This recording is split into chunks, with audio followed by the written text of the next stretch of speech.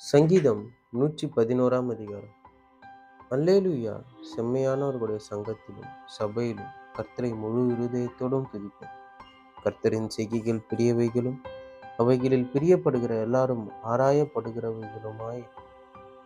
அவருடைய செயல் மகிமையும் மகத்துவமும் உள்ளது. அவருடைய நீதி என்றென்றைக்கும் நிற்கும். அவர் தம்முடைய அதிசயமான செய்கைகளை நினைவு கூறும்படி செய்தார். கர்த்தர் இரக்கமும் மன உருக்கமும் உள்ளவர். தமக்கு பயந்தவர்களுக்கு ஆகாரம் கொடுத்தார். தமது உடன்படிக்கையை என்றென்றைக்கும் நினைப்பார். ஜாதிகளின் சுதந்திரத்தை தமது ஜனங்களுக்கு கொடுத்ததினால் தமது கிரியைகளின் பலத்தை அவர்களுக்கு தெரியப்படுத்தினார். அவருடைய கரத்தின் கிரியைகள் சத்தியமும் நியாயமுமானவைகள். அவருடைய கட்டளைகள் எல்லாம் உண்மையானவைகள். அவைகள் என்றென்றைக்கும் உள்ள சதா காலங்களுக்கும் உறுதியானவை. அவைகள் உண்மையும் செம்மையுமாய் செய்யப்பட்டவைகள். அவர் தமது ஜனத்திற்கு மீட்பை அனுப்பி தமது உடன்படிக்கையை நித்திய உடன்படிக்கையாக கட்டளையிட்டார். அவருடைய நாமம் பரிசுத்தமும் பயங்கரமுமானது. கர்த்தருக்கு பயப்படுதலே ஞானத்தின் ஆரம்பம். அவருடைய கற்பனைகளின்படி செய்கிற யாவருக்கும் நற்புத்தி உண்டு. அவர் புகழ்ச்சி என்றைக்கும் நிற்கும் என்பது. சங்கீதம் 112 அதிகாரம். அல்லேலூயா. கர்த்தருக்கு பயந்து அவருடைய கட்டளைகளில் மிகவும் பிரியமாயிருக்கிற மனுஷன் பாக்கியவான். அவன் சந்ததி பூமியில் நிலைத்திருக்கும். செம்மையானவர்களின் வம்சம் ஆசீர்வதிக்கப்படும். ஆஸ்தியும் ஐஸ்வர்யமும் அவன் வீட்டில் இருக்கும். அவனுடைய நீதி என்றைக்கும் நிற்கும். செம்மையானவர்களுக்கு இருளில் வெளிச்சம் உதிக்கும். அவன் இரக்கமும் மன உருக்கமும் நீதியும் உள்ளவன். இறங்கி கடன் கொடுத்து தன் காரியங்களை நியாயமானபடி நடப்பிக்கிற மனுஷன் பாக்கியவான். அவன் என்றென்றைக்கும் அசைக்கப்படாதிருப்பான். நீதிமான் நித்திய கீர்த்தி உள்ளவன். துர்ச்செய்தியை கேட்கிறதினால் பயப்படான். அவன் இருதயம் கர்த்தரை நம்பி திடனாயிருக்கும். அவன் இருதயம் உறுதியாயிருக்கும். அவன் தன் சத்துருக்களின் சரிக்கட்டுதலை காணும் மட்டும் பயப்படாதிருக்கும். வாரி இறைத்தான், ஏழைகளுக்கு கொடுத்தான். அவனுடைய நீதி என்றென்றைக்கும் நிற்கும். அவன் கொம்பு மகிமையாய் உயர்த்தப்படும். துன்மார்க்கர் அதை கண்டு மனமடிவாகி தங் பற்களை கடித்து கரைந்து போவான். துன்மார்க்கருடைய ஆசை அழியும். சங்கீதம் 113 அதிகாரம். அல்லேலூயா. கர்த்தருடைய ஊழியக்காரரை துதியுங்கள். கர்த்தருடைய நாமத்தை துதியுங்கள். இது முதல் என்றென்றைக்கும் கர்த்தருடைய நாமம் ஸ்தோத்திரிக்கப்பட கடவுள். சூரியன் உதிக்கும் திசை தொடங்கி அது அஸ்தமிக்கும் திசை மட்டும் கர்த்தருடைய நாமம் துதிக்கப்படுவதாக. கர்த்தர் எல்லா ஜாதிகள் மேலும் உயர்ந்தவர். அவருடைய மகிமை வானங்களுக்கு மேலான. உன்னதங்களில் வாசம் பண்ணுகிற நம்முடைய தேவனாகிய கர்த்தருக்கு சமானமானவர் யார்? அவர் வானத்திலும் பூமியில் உள்ளவர்களை பார்க்கும்படி தம்மை தாழ்த்துகிறார். அவர் சிறியவனை புழுதியிலிருந்து தூக்கி விடுகிறார். எளியவனை குப்பையிலிருந்து உயர்த்துகிறார். அவனை பிரபுக்களோடும் தமது ஜனத்தின் அதிபதிகளோடும் உட்கார பண்ணுகிறார். மலடியை சந்தோஷமான பிள்ளை தாழ்ச்சியாக்கி வீட்டிலே குடியிருக்க பண்ணுகிறார். அல்லேலூயா. சங்கீதம் 114 அதிகாரம். இஸ்ரவேல் எகிப்திலும் யாக்கோபின் குடும்பம் அந்நிய பாஷைக்காரரான ஜனத்திலும் இருந்து புறப்பட்ட போது யூதா அவருக்கு பரிசுத்த ஸ்தானமும் இஸ்ரவேல் அவருக்கு ராஜ்யமும் ஆயிற்று. கடல் கண்டு விலகி ஓடிற்று. யோர்தான் பின்னிட்டு திரும்பினர்.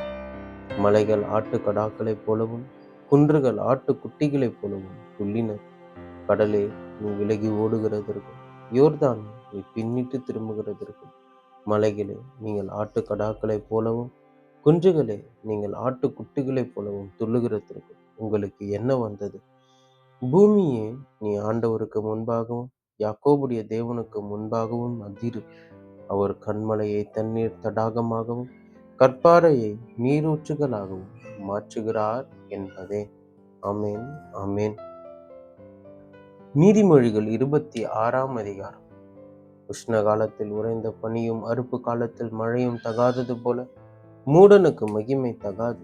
அடைக்கலான் குருவி அலைந்து போவது போலும் தகைவிலான் குருவி பறந்து போவது போலும் காரணம் இல்லாமல் இட்ட சாபம் தங்காது. குதிரைக்கு சவுக்கும் கழுதைக்கு கடிவாளமும் மூடனுடைய முதுகுக்கு பிரம்பும் ஏற்றது. மூடனுக்கு அவன் மதியினத்தின்படி மறு உத்தரவு கொடாது. கொடுத்தால் நீயும் அவனைப் போலாவான். மூடனுக்கு அவன் மதியினத்தின்படி மறு உத்தரவு கொடு. கொடாவிட்டால் அவன் தன் பார்வைக்கு ஞானியாயிருப்பான். மூடன் கையிலே செய்தி அனுப்புகிறவன் தன் கால்களை தரித்து கொண்டு நஷ்டத்தை அடைகிறான். நொண்டியின் கால்கள் குந்தி குந்தி நடக்கும். அப்படியே மூடரின் வாயில் உள்ள ஊமை சொல்லும் குந்தும். மூடனுக்கு கனத்தை கொடுக்கிறவன் அவனிலே கல்லை கட்டுகிறவனைப் போல் இருப்பான். மூடன் வாயில் அகப்பட்ட பழமொழி வெறியன் கையில் அகப்பட்ட முள்ளு. பலத்தவன் அனைவரையும் நோக பண்ணி மூடனை வேலை கொள்ளுகிறான். மீறி நடக்கிறவர்களையும் வேலை கொள்ளுகிறான். நாயானது தான் கக்கினதை தின்னும்படி திரும்புவது போல மூடனும் தன் மூடத்தனத்துக்கு திரும்புகிறான். தன் பார்வைக்கு ஞானியா இருப்பவனை கண்டாயானால் அவனை பார்க்கிலும் மூடனை குறித்து அதிக நம்பிக்கையா இருக்கு. வழியிலே சிங்கம் இருக்கும், நடு வீதியிலே சிங்கம் இருக்கும் என்று சோம்பேறி சொல்லுவான். கதவு கீழ் மூலையில் ஆடுகிறது போல சோம்பேறியும் படுக்கையில் ஆடிக்கொண்டிருக்கும். சோம்பேறி தன் கையை களத்திலே வைத்து அதை தன் வாய்க்கு திரும்ப எடுக்க வருத்தப்படுகிறான். புத்தியுள்ள மறு உத்தரவு சொல்லத்தகும் 7 பேரை பார்க்கிலும் சோம்பேறி தன் பார்வைக்கு அதிக ஞானம் உள்ளவன். வழியே போகையில் தனக்கடாத வழக்கில் தலையிடுகிறவன் நாயை காதை பிடித்து இழுக்கிறவனைப் போல் இருக்கிறான். கொல்லிகளையும் மும்புகளையும் சாவுக்கு ஏதுவானவைகளையும் எரிகிற பைத்தியக்காரன் எப்படி இருக்கிறானோ அப்படியே தனக்கு அடுத்தவனை வஞ்சித்து நான் விளையாட்டுக்கல்லவோ செய்தேன் என்று சொல்லுகிற மனுஷனும் இருக்கிறான். விறகில்லாமல் நெருப்பு அவியும், கோல் சொல்லுகிறவன் இல்லாமல் சண்டை அடங்கும். தறிகள் தழலுக்கும் விறகு நெருப்புக்கும் ஏதுவானது போல வாதபிரியன் சண்டைகளை மூட்டுகிறதற்கு ஏதுவானவன். கோல்காரனுடைய வார்த்தைகள் விளையாட்டு போல் இருக்கும், ஆனாலும் அவைகள் உள்ளத்திற்குள் தைக்கும். நேச அனலை காண்பிக்கிற உதடுகளோடு கூடிய தீய நெஞ்சம் வெள்ளி பூச்சு பூசிய ஓட்டை போல் இருக்கும். பகஞ்சன் தன் உள்ளத்தில் கபடத்தை மறைத்து தன் உதடுகளினால் சூது பேசுகிறான். அவன் இதம் பேசினாலும் அவனை நம்பாது. அவன் இருதயத்தில் 7 அருவருப்புகள் உண்டு. பகையை வஞ்சகமாய் மறைத்து வைக்கிறவன் எவனோ அவனுடைய பொல்லாங்கு மகா சபையிலே வெளிப்படுத்தப்படும். படுகுழியை வெட்டுகிறவன் தானே அதில் விழுவான். கல்லை புரட்டுகிறவன் மேல் அந்த கல் திரும்ப விழும். கள்ள நாவு தன்னால் கிளேசப்பட்டவர்களை பகைக்கும். இச்சகம் பேசும் வாய் அழிவை உண்டு பண்ணும். நீதிமொழிகள் 27ஆம் அதிகாரம். நாளைய தினத்தை குறித்து பெருமை பாராட்டாது. ஒரு நாள் பிறப்பிப்பதை அறியாயே. உன் வாய் அல்ல புறத்தியானே உன்னை புகழட்டும். உன் உதடு அல்ல அந்நியனே உன்னை புகழட்டும். கல் கனமும் மணல் பாரமுமாயிருக்கும். மூடனுடைய கோபமும் இவ்விரண்டிலும் பாரமும். உக்கிரம் கொடுமையுள்ள, கோபம் நிஷ்டூரம் உள்ளது. பொறாமையோ வென்றால் அதற்கு முன்னிற்கத்தக்கவன் யார்? மறைவான சிநேகத்தை பார்க்கிலும் வெளிப்படையான கடிந்து கொள்ளுதல் நல்லது. சிநேகிதன் அடிக்கும் அடிகள் உண்மையானவைகள், சத்துருவிடும் முத்தங்களோ வஞ்சனை உள்ளவைகள். திருப்தி அடைந்தவன் தேன் கூட்டையும் மிதிப்பான். பசி உள்ளவனுக்கோ கசப்பான பதார்த்தங்களும் தித்திப்பாயிருக்கும். தன் கூட்டை விட்டு அலைகிற குருவி எப்படி இருக்கிறதோ அப்படியே தன் ஸ்தானத்தை விட்டு அலைகிற மனுஷனும் இருக்கிறான். பரிமள தைலமும் சுகந்த தூபமும் இருதயத்தை களிப்பாக்குவது போல ஒருவனுடைய சிநேகிதன் உட்கருத்தான ஆலோசனையினால் பாராட்டும் இன்பமானது களிப்பாக்கும். உன் சிநேகிதனையும் உன் தகப்பனுடைய சிநேகிதனையும் விட்டுவிடாது. உன் ஆபத்து காலத்தில் உன் சகோதரனுடைய வீட்டிற்கு போகாது. தூரத்தில் உள்ள சகோதரனிலும் சமீபத்தில் உள்ள அயலானை வாசி. என் மகனே, என்னை நிந்திக்கிறவனுக்கு நான் உத்தரவு கொடுக்கத்தக்கதாக நீ ஞானவான் ஆகி என் இருதயத்தை சந்தோஷப்படுத்தும். விவேகி ஆபத்தை கண்டு மறைந்து கொள்ளுகிறான். பேதைகளோ நெடுக போய் தண்டிக்கப்படுகிறார்கள். அந்நியனுக்காக பிணைப்படுகிறவனுடைய வஸ்திரத்தை எடுத்துக்கொள். அந்நிய ஸ்திரீக்காக ஈடு வாங்கி. ஒருவன் அதிகாலையில் எழுந்து உரத்த சத்தத்தோடு தன் சிநேகிதனுக்கு சொல்லும் ஆசீர்வாதம் சாபமாக எண்ணப்படும். அடைமழை நாளில் ஓயாத ஒழுக்கம். சண்டைக்காரியான ஸ்திரீயும் சரி. அவளை அடக்க பார்க்கிறவன் காற்றை அடக்கி தன் வலது கையினால் எண்ணெயை பிடிக்க பார்க்கிறான். இரும்பை இரும்பு கருக்கிடும். அப்படியே மனுஷன் தன் சிநேகிதனுடைய முகத்தை கருக்கிடுகிறான். அத்திமரத்தை காண்கிறவன் அதன் கனியை புசிப்பான். தன் எஜமானை காக்கிறவன் கனமடைவான். தண்ணீரில் முகத்துக்கு முகம் ஒத்திருக்குமா போல மனுஷரில் இருதயத்திற்கு இருதயம் ஒத்திருக்கும். பாதாளமும் அழிவும் திருப்தியாகிறது, அதுபோல மனுஷனுடைய கண்களும் திருப்தியாகிறது. வெள்ளிக்கு குகையும் பொண்ணுக்கு புடமும் சோதனை.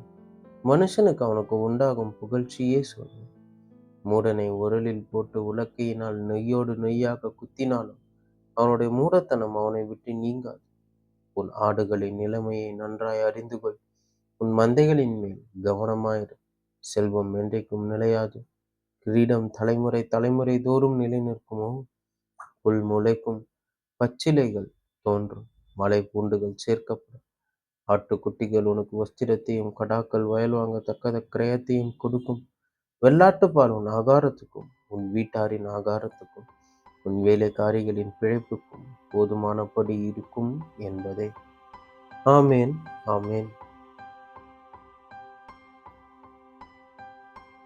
கிறிஸ்துவுக்குள் பிரியமானவர்களே, கிறிஸ்துவுக்குள் நண்பர்களே, சகோதரரே, சகோதரிகளே, நம்ம இன்னிலிருந்து ஒவ்வொரு நாளும் வேத வசனத்தை ஆரம்பிக்கிறதுக்கு முன்னாடி ஒரு சிறிய ஜெபம் பண்ணிட்டு ஸ்டார்ட் பண்ணலாம் அப்படிங்கிற ஒன்று ஆண்டவர் என் இருதயத்தில் கொடுத்தாரு.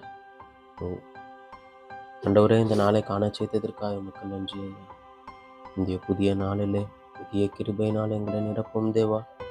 உடைய வேத வசனங்களை நாங்கள் வாசிக்கும் போது வாசிக்கிற எனக்கும் கேட்கிறவர்களுக்கும் கர்த்தாவே, இந்த வேதத்தின் மகத்துவங்களையும் ரகசியங்களையும் நீர் அருளி செய்யும். நீர் சொல்லாம உம்மை பற்றி நாங்கள் தெரிந்து கொள்ள முடியாது.